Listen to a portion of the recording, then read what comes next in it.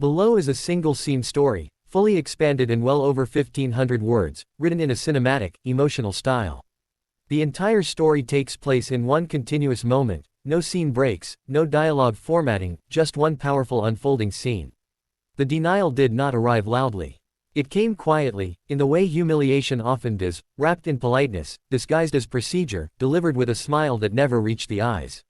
The airport gate was alive with motion, a river of rolling luggage and impatient footsteps, yet in that moment everything seemed to slow as the boarding agent's hand hovered over the scanner and then stopped.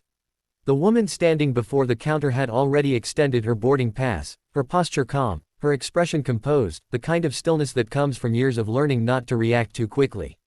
She wore a tailored navy coat, simple gold earrings, and carried herself with a confidence that did not seek attention. First-class boarding had just been announced, and she had stepped forward with the rest of the small group, blending in without effort. But something in the agent's eyes shifted the instant the name appeared on the screen. There was a pause, too long to be accidental. The agent's fingers tapped the keyboard once, twice, then stopped again. Around them, passengers continued moving, boarding passes beeping cheerfully as others were waved through. The woman waited, patient, accustomed to delays, accustomed to systems that moved slowly when they wanted to. The agent finally looked up, her smile tightened, and she gestured slightly to the side, indicating that the woman should wait. No explanation was offered, no apology, just a subtle redirection, as if this were the most natural thing in the world. Minutes passed. The first-class line thinned. A man in a wrinkled blazer was waved through without hesitation. Another passenger laughed with the agent, exchanging small talk, then disappeared down the jet bridge. The woman remained standing to the side, her boarding pass still in her hand, the unspoken question hanging in the air. She glanced at the screen behind the counter, which still read first-class boarding in bold letters. She checked her pass again, not because she doubted it, but because she had learned that sometimes people needed proof repeated twice before they believed it. Finally, she stepped forward again, gently placing the boarding pass on the counter. The agent's eyes flicked down and back up, and this time the smile vanished completely. The agent said something brief, something rehearsed, something about a seat reassignment, and a system issue, her tone clipped and final.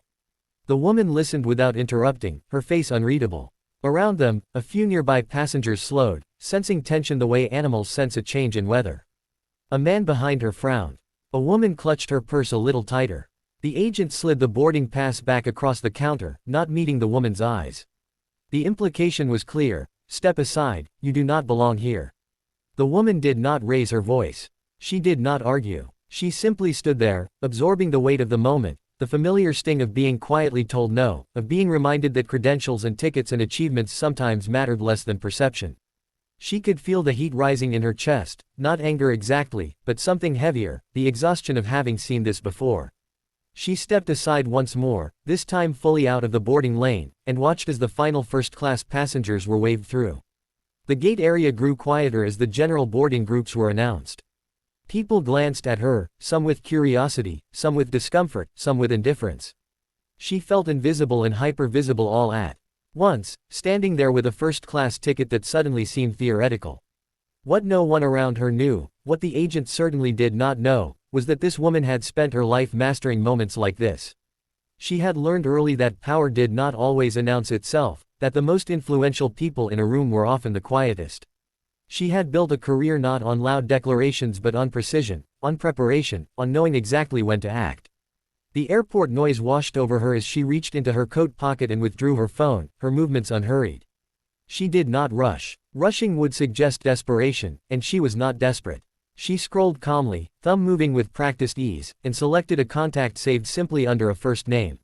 The phone rang once, then twice, then connected. She did not step away. She did not lower her voice. She spoke softly, efficiently, relaying facts without embellishment: the flight number, the gate, the boarding issue.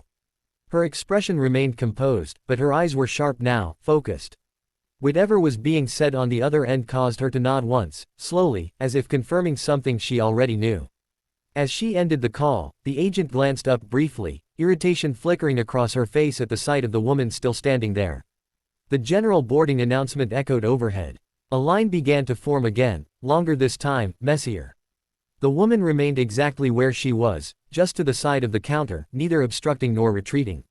She was waiting. The change came subtly at first. A supervisor approached the gate, her stride brisk, her expression serious. She leaned in toward the agent, speaking quietly but firmly, her eyes flicking between the screen and the woman standing nearby. The agent's posture stiffened. Her fingers hovered over the keyboard again, this time moving faster, more urgently. The supervisor straightened and turned fully toward the woman, her face now carefully neutral, professional. The surrounding passengers sensed a shift. Conversations paused. A few people leaned slightly closer, pretending to adjust bags or check phones while listening. The woman met the supervisor's gaze evenly, offering no smile, no challenge, just presence. The supervisor gestured toward the counter, indicating that the woman should step forward. She did, placing her boarding pass down once more, the same piece of paper that had been dismissed minutes earlier now treated with new respect. The supervisor scanned the pass herself. Her expression changed, not dramatically, but enough. A subtle tightening around the eyes, a brief inhale. She glanced at the agent, then back at the woman. Something unspoken passed between them, a recalibration of assumptions. The supervisor nodded once, then turned to the agent and said something that caused the agent's face to flush, color rising quickly up her neck. The agent reprinted something, hands shaking just slightly, and slid a new boarding document across the counter. This time, it was accompanied by an apology, delivered stiffly, as if forced through clenched teeth. The woman listened, accepted the paper, and said nothing. She did not need to.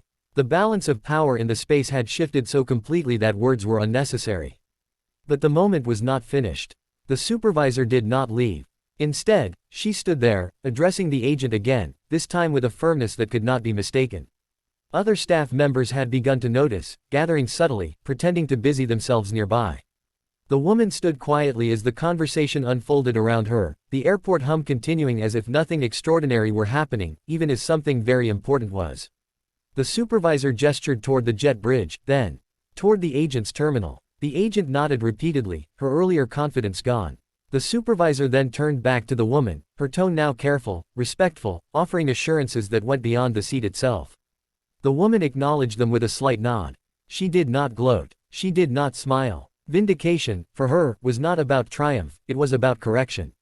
As she finally walked down the jet bridge, first-class boarding long finished, the space seemed different. A few passengers avoided her gaze. Others watched her with something like awe. One woman offered a small, approving smile. The woman walked steadily, her heels clicking softly against the floor, each step measured. She took her seat without ceremony, placing her bag carefully in the overhead bin, smoothing her coat as she sat. Only then, as the aircraft door closed and the hum of the engines deepened, did she allow herself a quiet breath. Not relief, she had never doubted the outcome, but acknowledgement.